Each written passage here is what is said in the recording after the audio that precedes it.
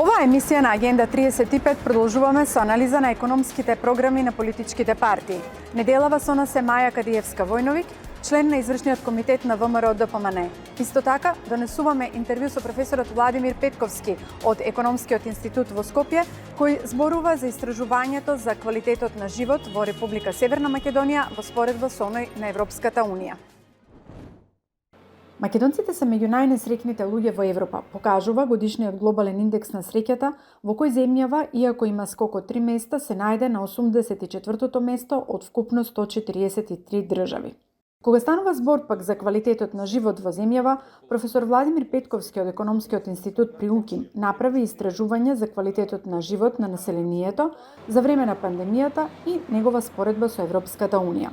Истражувањето покажа дека кај одредени индикатори, разликите во квалитетот на живот и не се многу воочливи, но во повеќето аспекти кај нас условите за живот се значително полоши. Општо земено, перцепцијата на луѓето, на поединците е дека имаат просечен квалитет на живот. Областите каде што состојбата се подобрува се ретки, односно непостоечки. Сето ово укажува на потребата од социоекономски промени и воведување на конкретни мерки за подобрување на околностите и севкупните услови за живот. Можам да кажам дека дефинитивно не е на нивото на европските земји во однос на многу параметри, меѓутоа во многу параметри е и подобро од нивото на европските земји и можеме да кажеме дека одиме кон патот да речеме да ги стигнеме оние параметри кои би требало да бидат засновани за една земја членка на Европска унија.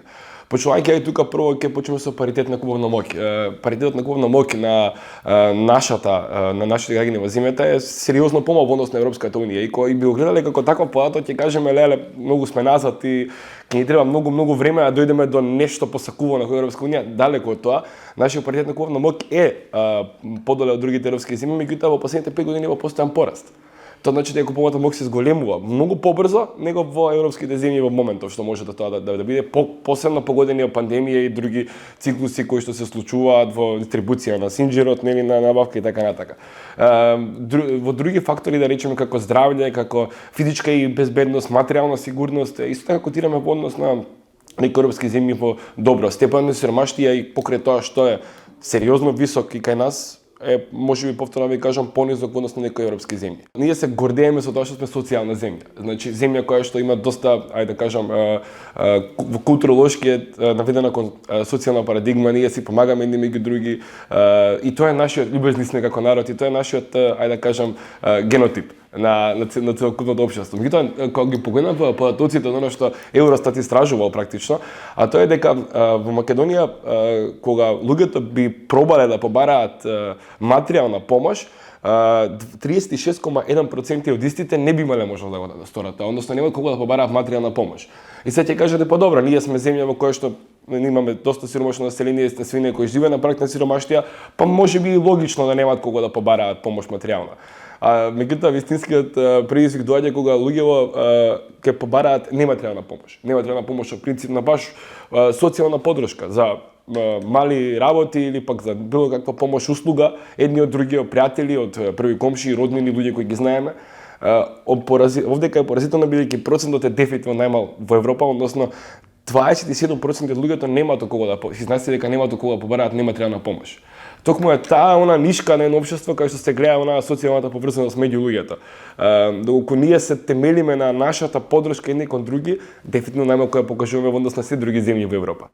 Еден од важните аспекти на квалитетот на живот е продуктивноста и искористеноста на работната сила во една земја. Можноста секој вработен да најде вработување во согласност со своите квалификации и вештини би значило поголема продуктивност во работата, поголема мотивираност, поголема заработка, поголема исполнетост со работата, а со тоа и поквалитетен живот. Но вистината е дека на пазарот на труд постои голема неусогласеност помеѓу квалификациите и вештините кои ги поседуваат работниците и вештините што се бараат за неговото работно место. Тоа доведува до несоодветно завршување на работните активности, неможност да се следат промените на работното место, што на крај на ден влијае негативно врз квалитетот. А нашата ставка на раст е генерално мала, бидејќи трудот ни е помалку ефикасен во однос на она што би требало да биде и тука многу затајува, бидејќи знаете сека економија, односно се мери во развојот во брзо домашен производ, а тоа е составен дел од труд и капитал. Кај нас она работа која затајува е трудот. Од аспект на тоа можеме да говориме во однос на демографските процеси, процесите на наталитет и морталитет на државата, старење на населението, миграциите, нели, иселувањата и многу други фактори како и образованието кои влијаат на ефикасноста и квалитетот на трудот. И тука можеби можеме да ги почнеме првите чекори за да го подобриме начинот на кој трудот ефектира во економијата, односно колку вреди и колку влегува во економијата и колку придонесува. За таа бија поефикасна и да можеме уште побрзо да ја зголемуваме. Имајќи предвид дека ние сме мала и отворена економија, нашата економија секогаш ќе биде отворена. Како за нормално увоз извоз на добри услуги, така и увоз извоз и на луѓе, работен кадар. Како да ги овие работи ние мораме да се насочиме кон одредени структурни промени, да речеме на можеби начинот на кој ги образуваме или пак ги реквалификуваме одредени луѓе. И каде треба да се бара, можеби ефикасност треба да се бара во дигитализација. Зашто во дигитализација? Бидејќи дигитализацијата може би да ја зголеми продуктивноста на трудот како што имаме сега, без дополнително сериозно вложување во механизација, автоматизација и така натаму. Тоа да ги следиме трендовите на одржливост и дигитализација, кои што де факто ги опфаќа целиот свет, бидејќи начинот на раст како што досега ние го предвидувавме, нели, економски раст, постојано раст, доаѓа до некоја линија каде што веќе не може. Него идеме сега на линија на одржливост, каде што практиките, работите и работната сила треба да размислува одржливо, за да можеме да оставиме исти свет како што сме добиле ние претходно. Соочени со климатски промени и многу други предизвици кои што допрва не чекаат. Образованието, односно знаењето, вештините и способностите на работната сила е еден од основните стожери на економскиот раст на национално ниво. Стекнатите знаења и вештини преку формално и неформално образование се едни од поважните компоненти на квалитетот на живот на секој поединец. На тема образование и компетенции во многу нешта заостануваме зад европските земји, а истражувањето покажа дека населението не е задоволно од квалитетот на образование кое се добива во нашите школи. Се соочуваме со работна сила која што е постара. Оние луѓе имаат многу поголема, ајде да кажам, инертност кон промени, што значи дека досега работеле 30 години по некој стереотип и вие се обидувате да ги дигитализирате. Токму тука е потребен процесот на life learning, кој што треба да почне практично, нели, од основна школа на самото дете и потоа да има иницијатива тоа да го продолжи до крајот на неговиот работен век или до крајот на неговиот живот, затоа се нарекува life learning. Потребата од вистинско знаење и екзактна наука е потребна во секое поле. За подобри образовни можности кои што би ги рефокусирале, ребрендирале, ренасочиле луѓето, реквалификувале луѓето кон некои професии кои што се сега повеќе барани можеби на пазарот, каде што економски би можеле подобро да реагираме. Светот се менува, треба да се менува образованието. Можеби не драстично, но да со создавање на одредени чекори од типот на можеби составање на програми од страна на универзитетите или така за повторно поведување на овие lifelong learning процеси кои што би можеле да бидат наменети за целото население, а не само за образованието. Тематиката и она што го нудиме како образование во ред, меѓутоа можеби инфраструктурно да ги решиме проблемите, отварање на повеќе можности, лаборатории за децата, можности за студирање надвор, размена со студенти и така натака, да им го отвориме повеќе, нели, светот, а исторично да ги наполниме со повеќе корисни информации, да ги научиме да мислат, значи правилно со своја глава. Во предизборниот период ќе следуваат многу ветувања, токму во насока на подобар животен стандард на населението, но што на вистина треба да се направи. Било кое нешто ќе води сега во иднина и така натака и оно што ќе ветуваат, дефинитивно се луѓе да стане пред голем предизвик. Вие треба да направите капитални инвестиции, патиштата да ги направиме, кои што де факто влијаат на бизнисот, на економска активност и било што, пруги и така натака, поврзаност, бидејќи ние сме мала земја, зависиме од увоз извоз, тоа е главен моментум за да можеме да обстанеме економски. А со правење на тие капитални инвестиции вие треба да имате влијание и значи да мислите на трудот, да не згубиме неговата ефикасност и за заштита на сите оние на кои им потребна заштита и нивно вклучување во секојдневниот живот во општеството. И пазите, давање на еднакви шанси буквално на истите луѓе кои збориме. Ние имаме околу четвртина население кое што се вика тоа во однос на квалитет истражување на само тоа се вика е лишено од одредено материјално задоволство. Сега, оние основни материјални потреби на луѓето кои ги имаме се дефинирани во според Евростат дека тоа треба да биде кола или некој единствено оние обични appliances за по дома како апарати за домаќинство, дом, вода и така натака. Поентата е со овој поатот дека секој четврто домаќинство или секој четврт економ во нашава држава буквално нема едно или три од тие работи. Значи буквално е лишен материјално некој од тие задоволства кои се сметаат за основен човечки живот, како би бил квалитетот на човечки живот на одредено ниво на сите. Госпоѓа Кадиевска Војновиќ, ви благодарам за овој разговор. Како ја оценувате економската ситуација во која се наоѓа државата 7 години по владење на оваа владеачка гарнитура? Први ви благодарам и на вас за интервјуто, на сите гледачи, ги поздравувам. Да, ова е прашање што сите не засега. Според моје мислење оценува многу лошо економската состојба и би кажала дека уште два збора кои што имаат тежина, а тоа е дека е очајна и дека е опасна. Зашто ова го говорам? Ова го говорам од врз база на се ова што го имаме како севкупно живење, меѓутоа и податоците го потврдуваат, а тоа е дека за 7 години на владење на ДУИ и на СДС не се подобри животниот стандард на граѓаните. Животниот стандард не се само платите и пензиите, него животниот стандард покрај платите, пензиите, се и да не ни се случува онкологија, да имаме квалитетно здравство, да имаме квалитетно образование, да немаме корупција во јавни набавки, во јавни институции и едноставно да не ги бркаме младите од нашата земја.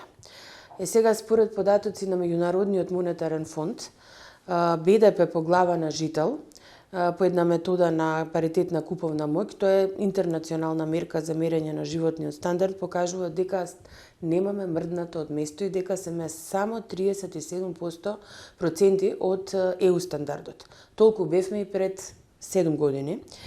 Ако ги видиме другите држави како прогресира и како конвергира кон Европската Унија, може да забележиме дека Србија со најсилно темпо конвергираше и веќе 47%, значи 10% поени погоре од нас кон ЕУ, конвергирана, а исто така и Црна Гора. Значи, ова е поразителен податок дека за 7 години народот ја доверува на една политичка гарнитура власта, а нема никаков прогрес во животниот стандард. Тоа е прво нешто што луѓето и, да не ги кажам бројкиве, го чувствуваат во реалниот живот. Второ, кое што е опасно од мојот вовед, е фискалната неодржливост. Многу, значи од ковидот па навака, може би вака бев една од најгласните која што алармирав дека да имаме ковид криза, меѓутоа дека и во кризи треба да се преструктура буџетското трошење и да се мисли за наредни генерации. Не беше случај ниту во 20-та, ниту па во 21-та, ниту 23-та, ниту 24-та. Значи, пост-ковид ние, де факто, не ние, него актуелната политичка гарнитура, која е во заминување, трошеа без усул. Без усул, која ќе кажам, простиот факт, ако трошеа за да стимулираат раст, за да ги помогнат фирмите, за да го помогнат населението, немаше да има волку големо незадоволство помеѓу и бизнес секторот и воопшто помеѓу граѓаните.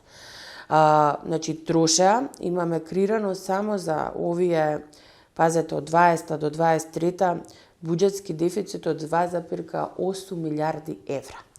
И ќе ги слушнеме дека тоа е заради ковидот, заради енергетската криза, меѓутоа мерките со фискален ефект, да кажеме, вистински, така книжени во буџет, а ние може да кажеме дека се толку околу 800, макс 800 милиони евра. И тоа во целиот овој период. Ниту е милиардата на претходниот министер, ниту се 662 милиони на претходниот, односно на Ковачевски, значи ниту Заев, ниту Ковачевски, тоа беше чист пиар. Немаше толку пари и не се ни осети тоа во економијата. Значи, толков буџетски дефицит, а јавниот долг веќе достигна 8,5 милиарди евра. И тоа знам дека, ако вака пред народот не звучи гола бројка, меѓутоа тоа е бреме, едно тешко време кое ни оставаат не само на наредната влада, уште на многу влади кои што ќе дојдат и понатаму и на многу генерации.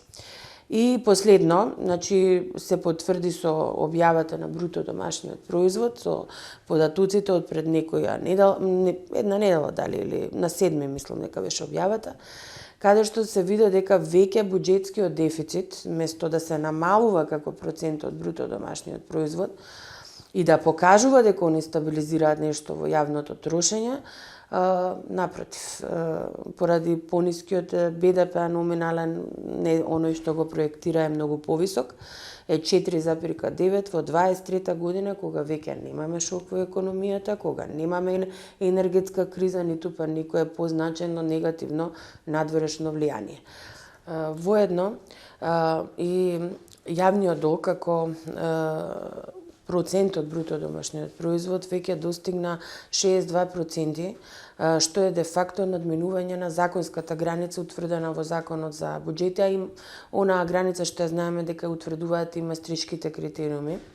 Така да, значи, сосема искористен фискалниот простор. Значи, кога збориме дека искористен, пазете сега ние само во наредниот период треба да отплатиме 1,8 милиарди евра за камати.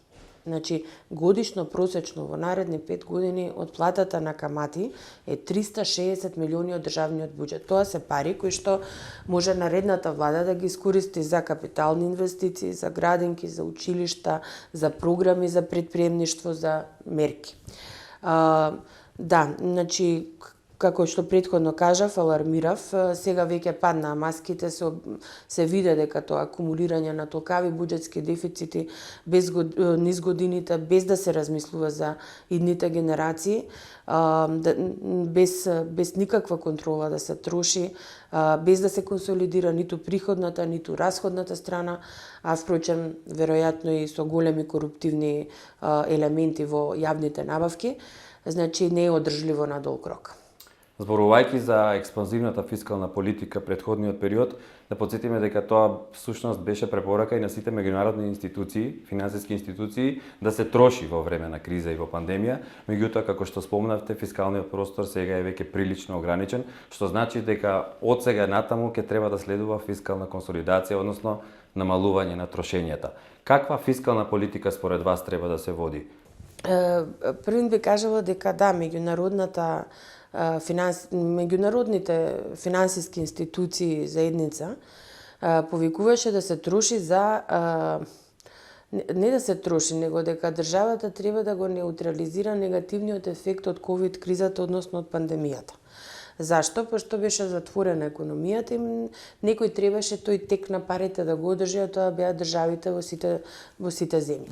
Сега, што е поентата? Поентата е дека ќе се изучува тоа, мислам вака историски, ќе се пишува многу и за ефектот на пандемијата и слично, меѓутоа мерките треба да бидат стрикно насочени, значи да бидат насочени кон одржување на ликвидност на предпријатија, да се исплатат плати и во дел и беа така и кај нас и во светот. Меѓутоа, она што беше за потрошувачка, кога е затворен светот, видовме што се случи после пандемијата. Значи, превише пари во оптек, голема потрошувачка постпандемиски, во услови на намалена понуда, кога оние синџири на ланци на, да кажеме, на производство и на понуда беа прекинати. И сега, дали викаат меѓународни во последниот период да се троши, не вика. Баш напротив, ја повикуваа владата ако креира мерки да ги таргетира тие мерки кон ранливи категории, кон категории на кои што навистина им треба финансиска буџетска поддршка во услови, да кажеме, на зголемена цена на струја. Значи, меѓутоа, оваа влада и за енергетскава криза потроши многу пари, под изговор дека субвенционира струја, што треба да даде отчет во колкав дел ја субвенционира, поради тоа што нашите пресметки не се така како што ги кажува. И де факто и прогресивно наплаќање на струја, на тарифата е прогресивно наплаќање на трошокот за струја од различни домакинства, со тоа па и се намали оној субвенциониран дел. Сега каде отидоа тие 344 милиони евра трансфери од буџет кон ЕСМ, тоа тек допрва треба да испитуваме, во јавноста кружат веќе афери за криминални тендери, за ископ на јаглен и за увоз на јаглен во рек Битола. А голем дел од овие пари всушност беа книжени како капитални инвестиции. Да, не се направи никаков капитален проект во овој период. Каква буџетска политика, значи би кажала како што овие ја водеа, ние обратното. Значи ние не треба ништо да правиме, они што правеа. Прво и основно треба да има нула корупција во јавни набавки. Значи не минимум, нула корупција. Значи нема простор за веќе граѓаните нема да веруваат ни на една политичка гарнитура ако не се покаже спремност дека Македонија треба веќе еднаш како што треба да зачекори да застане на сопствени нозе. Веќе кажав, просторот фискален е искористен е јавниот долг, ние веќе сме во земја со не оценуваат странските инвеститори како поризична земја, тоа го направи оваа влада. Меѓутоа, ние што треба прво да се фатиме, да ги стабилизираме јавните финанси. Значи, кажав, нула корупција во јавни набавки, рационализација на сите оние непродуктивни трошења во јавната администрација. Значи, тука набавки на коли, сега гледаме набавка на кола пред избори, тоа е нерационален трошок. И рационализација на се она што е договорни услуги, па и во здравство има големи криминали, значи и секаде. Значи први не тоа е основно, тука ќе има некоја заштеда на средства, некако оваа влада до сега. Второ што треба да се направи од аспект на буџетската политика е значи да се направи што е приоритет. Значи на воопшто на идната влада и она како што размислуваме, тоа е дека за нас приоритет е да имаме инвестиции во економијата. Значи, она што бизнес секторот го бара, па и граѓаните го бараат, да имаме не само инвестиции во инфраструктура, него инвестиции во образование. Кога зборам за инвестиции во образование и промена на програма е инвестиција. Програма во образование согласно ново време е исто така инвестиција во создавање на човечки капитал. Значи, сакаме инвестиции, сакаме поголем процент од значи, расходите да бидат насочени кон продуктивни цели. Дали било како што напоменав образование, здравство, транспортна инфраструктура, енергетска инфраструктура. И трето нешто што треба да направиме и за што ќе се бориме, не декларативно, него и вистински, и за тоа креираме и мерки, е борбата против сивата економија. Зашто? Од причина што според домашни меѓународни мерења сивата економија зема околу 30 до 40% од бруто домашниот производ и замислете тоа се нерегистрирани активности, нерегистрирани трансакции, нерегистрирана дејност, нерегистрирани вработувања и тие не креираат приходи во буџетот. Значи ако зафатиме барем еден мал дел од таа сива економија во почетокот, се надеваме дека ќе зафатиме преку дигитализација, меѓутоа и преку строгост, не само дигитализација, сметам дека можно е да се генерираат и до 500 милиони годишно приходи од сивата економија. Тоа е макотрпен процес, меѓутоа треба некојаш некој да го почне, не да се изработуваат само стратегии, меѓутоа треба и на дело да се покаже активност на ова поле. Зборувајќи за развојни економски политики и продуктивно трошење на парите, колку ќе успеете во тоа, имајќи предвид дека како остана како синоним за едно владење на вашата партија, познатата изрека дека немаме за леп, а трошиме на чоколада. Колку ќе успеете да навистина ги трошите продуктивно народните пари? Видете, да, така е. Мислам, остана таа изрека и би кажала таа важи многу поболно за оваа влада, пошто оваа влада баш и така се однесуваше. Дефицитарно се финансираше и тоа со огромни дефицити од кога е кризава со ковид навака. Меѓутоа, ако ги споредуваме ете и владењата, како што кажавте, барем таа влада тогаш креираше некаква додадена вредност. Скопје 2014 озогласен проект, меѓутоа и тој се гледа. како што се гледа и Филип II, Борис Трајковски, автопатиштата, значи има некакви резултати. Сега ние сме повторно, да речеме, влада исто од ВМРО ДПМН и ВМРО ДПМН без разлика кој ја водел до сега, дали бил Љупчо Ѓоргиевски, Никола Груевски и сега професорот Христијан Мицковски, секогаш ВМРО ДПМН и во времето на ВМРО ДПМН има раст на економијата. Мислам, тоа не може никој да го оспори и дека барем на економски план, значи водиме 100-0, значи со нашиот опонент од македонскиот блок, а да не збориме, ве ги оставивме и дуи сами да видиме што ќе направат без нас, па ја уништија економијата. Прво што треба да направиме е да покажеме спремност дека сме различни од нив. Иако по утрото се познава денот, мислам дека луѓето може да препознаат. Еве имаме министер за надворешни работи, имаме министер за труд и социјала. Значи, мал е периодот, а се гледаат доста, значи, успеси од нивна страна. Нема гужви, има јавувања, има пред време сега да дојдеш, за разлика од кога немаше термини. Значи, тоа е што треба да покажеме дека сме спремни и знаеме да управуваме економијата. Сега буџетски ќе биде стварно предизвик. Значи, ако ќе кажам тешка позиција, исклучително тешка позиција, која што пак ни една друга влада ја немало. Може онаа на Никола Клюсев од ранијата транзиција ја имало, зашто немало ни институции, немаше ни денарот како валута, немаше ни буџет, немаше девизни резерви, меѓутоа сега сме така, значи истата ситуација од аспект на буџетот.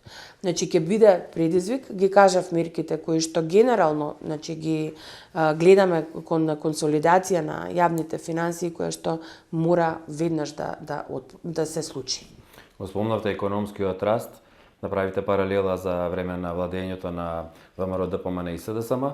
Од 2017 година до денес, за време на владењето на оваа политичка гарнитура, просечниот економски раст е околу 1,8% годишно. Колкав економски раст предвидувате вие во својата програма, да речеме, за следниот период и како ќе го испорачате тој? Така, ние, значи, првин малце да ве коригирам, 1,6, точната бројка. Значи 1,6, двојно понизок од оној претходниот период. Сега како ние ќе испорачаме оваа година, тешко дека ќе се испорача некој повисок економски раст. Може 2, пошто претходнава година беше ниска споредбена основа, па може 2 до 3%, доколку од одма почнеме со некои активности. Значи, поради тоа што ви до сега не испорачуваат ништо. Сега, на среден рок, значи, повторно кажав, ние треба, значи, да ги утврдиме приоритетите кои што и на некаков начин ги имаме и ги дискутираме внатре-партиски, а тоа се првиот приоритет е и оние краткорочни цели се инфлацијата. Значи, инфлацијата е уште проблем. Ако има смирување на инфлацијата, меѓутоа треба поголема борба, треба поголема транспарентност дека има услови за стабилизирање на инфлацијата, да се стабилизираат инфлацијските очекувања кои се уште се на некое повисоко ниво. Значи, паѓаат овие варијабилни цени на храна, на енергија заради увозните цени, меѓутоа инфлацијските очекувања треба да се стабилизираат и затоа бевме и го поддржавме, ако пратите законот за нефер трговски практики, поради тоа што сметаме дека трговците, значи најверојатно се оној дел од ланецот кои што креираат, значи и повисоко малопродажни цени, поради тоа што и земјоделскиот инпут, аутпут, производни цени бележат намалување. Значи, први на инфлацијата и борбата со инфлацијата, факторите кои што да се идентификуваат и добро да се искомуницира со јавноста и една, значи, некако што во претходниот период го правеше владата, значи голема борба со инфлацијата. Ако се намали инфлацијата, тогаш ќе нема никакви притисоци ни понатаму за раст на плати, онаа спирала плати, инфлација да обстојува. Вториот момент е, рековме, стабилизација на јавните финансии. Ако ги направим добро приоритетите буџетски, сега зборам, ние економски ги правиме во програмата, меѓутоа се и буџетски, значи од аспект на оваа година се тие краткорочни на среден рок 4 години со овие, мислам дека ќе успееме да испорачаме и повисоки стапки на економски раст. граѓаните, значи, знам дека не очекуваат дека чуда ќе се случат наеднаш и нема да испорачаме ниту па чуда наеднаш, меѓутоа ако вистински работиме и како што кажав, се консолидираме, може да испорачаме и повисоки стапки на економски раст. Нашиот модел не е потрошувачка, поради тоа што видовме дека моделот на економски раст со потрошувачка креира на среден рок инфлација. Нашиот модел ќе биде инвестиции, бруто инвестиции, кои самите ќе креираат додадена вредност, ќе вработуваат, а со тоа ќе има и подобри услови за вработените, и за повисоки плати, и за нови работни места. Значи, нашиот модел е извозот и повторно, инвестициите и повторно ќе биде извозот, поради тоа што оваа влада сосема ја запостави надворешната политика за привлекување на странски директни инвестиции. Добро е што претходната влада ги има донесено сегашниве и тие креираат нови инвестиции и затоа може во бројка ќе се познае дека има некаква инвестициска активност, меѓутоа тоа е од оние што претходната влада ги донесе. Затоа, значи, на тие два фронта ќе работиме и се надевам дека на среден рок ќе испорачаме раст. Растот како бројка е ирелевантен. Луѓето тоа го приметуваат. Ако се подобри услугата во здравствениот систем, ако се подобри образованието, ако едноставно направиме добар транспорт у Скопје или добри автопатишта, тоа се гледа, тоа е стандардот. Значи, така да дали бројката била 3-5, битно е колку ние како граѓани, па вклучително нели јас зборам, ќе го почувствуваме тоа, ќе го видиме и забележиме во секојдневното живење. За земја во развој како Македонија, за да се почувствува побрзо, овие стапки на раст треба да бидат и над 5-6%. Ја спомнавте инфлацијата како главен економски проблем изминативе повеќе од 2 години. Вие до 2018 година бевте и вице-гувернер во Народната банка. Па од тука како ја оценувате монетарната политика, како е поставена и како успеавме преку монетарната политика да ја намалиме инфлацијата? Очекувате ли олабавување на монетарната политика и спуштање на каматните стапки? Така, вака, јас бев критичар на моите колешки, значи на почетокот на инфлацијата и тоа по моje видување и видување на повеќе луѓе во право. Зашто? Нас инфлацијата како притисок, значи ни се јави никаде во втората половина на 21 година. Значи, оние што ги пратиме цените, кои што ги пратиме притисоците за инфлацијата, увидовме дека ќе дојде некој бран на инфлација. Пред сега ви кажав, први глобалните фактори, а после малци и локалните фактори, кои што детерминира изместување на трошоци на фирми и раст на цени. И сега критиката беше добронамерна, зашто јас да бев во Народната банка, малце порано ќе ја затегнев монетарната политика, проста причина, за да, значи, тоа се вика трансмисионен механизам или преносот на сигналите, биде побрз. Зашто? Зашто ако затегате денес, она што ќе се пренесе низ банкарски сектор, а со тоа и на потрошувачка на население, за да не троши многу, за да не креира уште притисок на цени, треба од 3 до 6 месеци. Да не кажем, може би и над 6 месеци. Затоа требаше малце побрза, поодлучна реакција. Не треба ЕЦБ да гледаме. ЕЦБ Данија, значи европската, односно еврозоната, ние некако лидинг партнер што треба да се направи, пошто сме врзани со еврото, меѓутоа и ЕЦБ сгреши. Значи Лагард има огромни критики пост реакцијата, дека исто така не беше ни спремна, пошто имаше многу, па и кон нашава влада, има инфлација, нема инфлација, има инфлација, ама транзиторна е, па дојде инфлација, па сега ќе биде увозна и така натаму.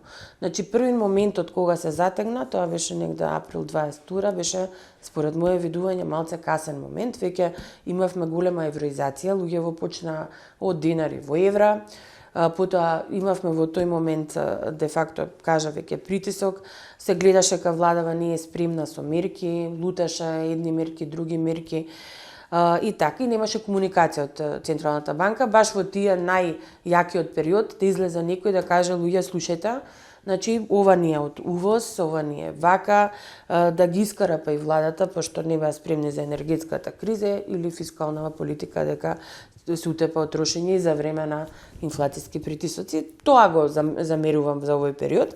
Сега како тоа се ефектуира, кажа, веќе 23-та сме, значи првото затегање пред година, па речи се ќе биде 2 години сега, 24-та. Еве, тоа се трансферираше врз каматите, значи каматите на потрошувачките кредити се зголемени за 37% во однос на 21 година. Кредитите на предпријатијата се поскапени исто за околу 27%.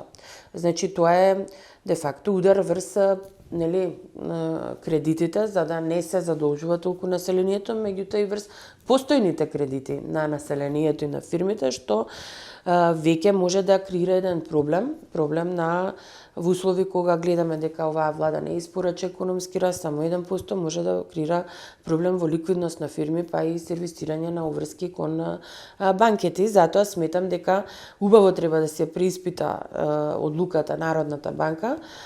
Сметам дека, повторно ви кажав, инфлацијските очекувања, последните податоци со февруари покажува дека се на повисоко ниво, односно и дека нивното паѓање е поспоро од паѓањето на вкупната инфлација.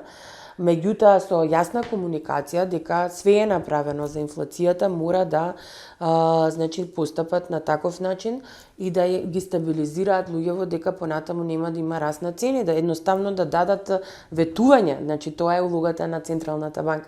Таа е главниот фактор кој што треба да стабилизира инфлацијата и инфлацијските очекувања. Ни предстои изборна кампања.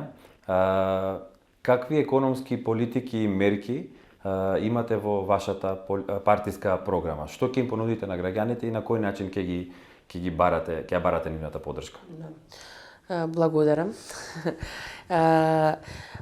Да, значи, скоро ќе има презентација на програмата и нема да наблегувам во некои поконкретни мерки, меѓутоа ќе ги дадам контурите на програмата. Кажав дека значи, интерно, преку многу дискусии, преку дебати со председателот и со економскиот тим, ги имаме веќе увидено главните проблеми, кои што, не кочат за повисок раст, не кочат за повисоки плати, не кочат за Македонија да се развие како што треба. И затоа, генерално, она цел која што имаме во програмата е да го подобриме животниот стандард на граѓаните и како е прашањево, нели? Ме прашавте пред малку. Треба да видиме што ни се главните проблеми. Значи, ги кажав овие краткорочниве, нели? Меѓутоа има и некои долгорочни предизвици кои што би кажало оваа влада ги немаше у предвид, а веќе 7 години на власт, например, дека Македонија веќе нема работна сила. Од некогаш кога имавме вишоци на невработени лица, кога некои други влади имаа политики да намалат невработеноста, сега веќе ние бараме луѓе за работа. Зашто? Се исели народов. Се исели, просто има еден општ песимизам кај народов за дека нема, не испорача оваа влада ништо, дека упропасти све и едноставно гледаат како да нема економска перспектива, се иселија и не секој заради економските мотиви, ги спомнав оние, корупција, криминал и слично. Сега, ако ги решиме тие, значи тоа не се економски како економски, значи тие се политички работи, меѓутоа ако тие ги ставиме во рамката на економијата, ќе биде одлично.